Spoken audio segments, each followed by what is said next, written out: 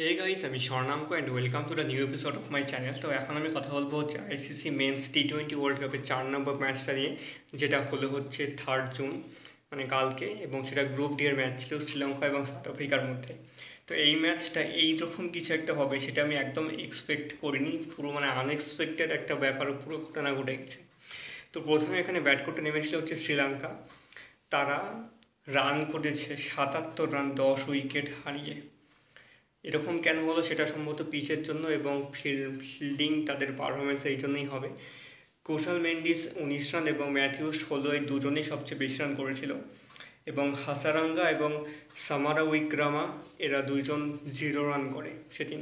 রাবাডার মরাস 2টো wicket পায় এবং north যে 4টা উইকেট পায় সাউথ আফ্রিকার তরফ থেকে। এবং সাউথ আফ্রিকারও কিন্তু হাল টাইট হয়ে গেছিলো। তো আমি তখনই বুঝেছিলাম যে এটা ব্যাটিং করার জন্য পিচ নয়।